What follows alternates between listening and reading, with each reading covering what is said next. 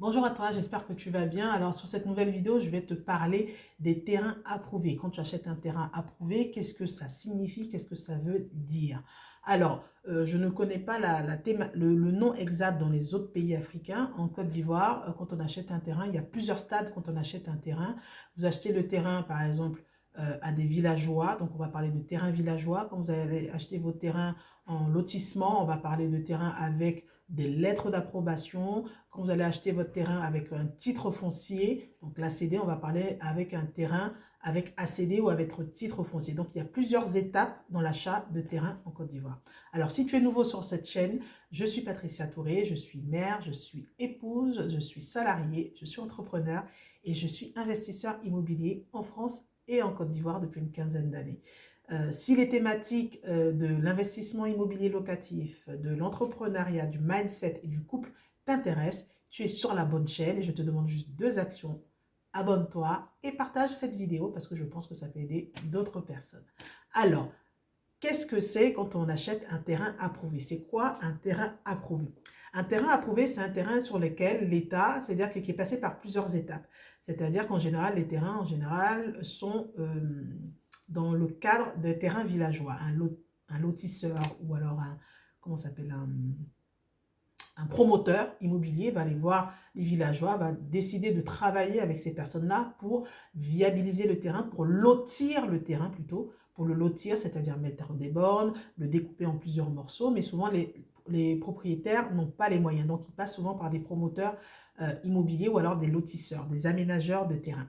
Donc cet aménageur ou ce promoteur va découper les, les hectares, les terrains en plusieurs petits terrains, par exemple des terrains de 400 mètres carrés, de 500 mètres carrés, et il va faire les démarches auprès des villageois pour avoir l'attestation villageoise, et ensuite il va y avoir sur ce terrain-là plusieurs étapes, notamment l'enquête commodo-incommodo que va faire l'État.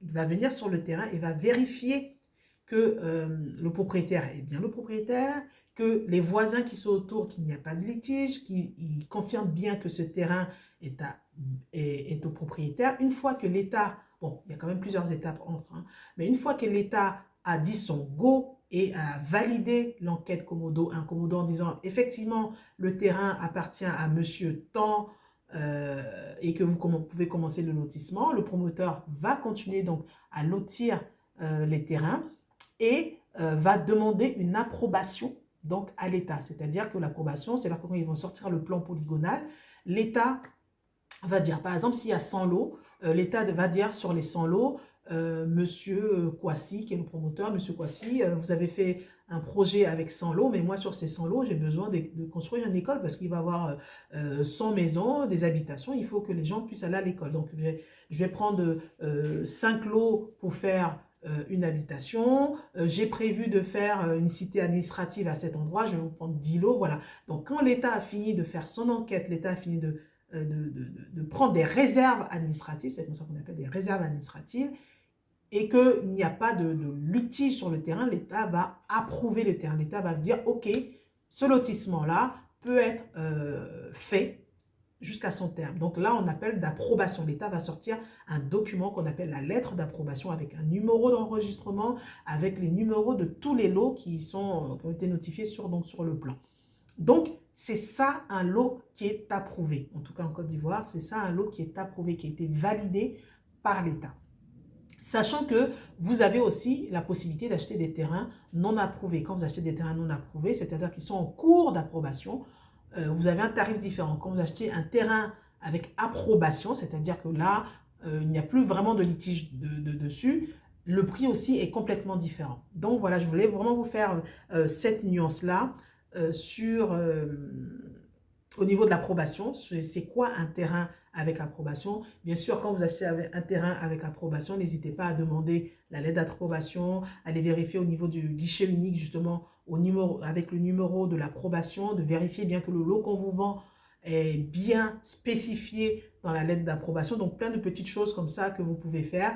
Mais si, effectivement, vous n'avez pas l'envie de faire, vous trouvez ça un peu compliqué, ou si vous êtes à distance et que vous ne pouvez pas le faire, vous n'avez personne de confiance au pays pour faire cette démarche-là, nous, on a la possibilité de pouvoir faire ces démarches de vérification pour vous, ces démarches administratives pour vous accompagner jusqu'au titre foncier définitif. Donc, avec ma structure Groupe CAM Immobilier que vous trouvez sur Facebook, que vous trouvez aussi sur Internet. Donc, je vais mettre aussi les contacts dans les commentaires et dans la publication. Comme ça, vous pouvez nous solliciter en cas de besoin. Voilà, j'espère que cette vidéo vous a plu, en tout cas vous a apporté des informations utiles.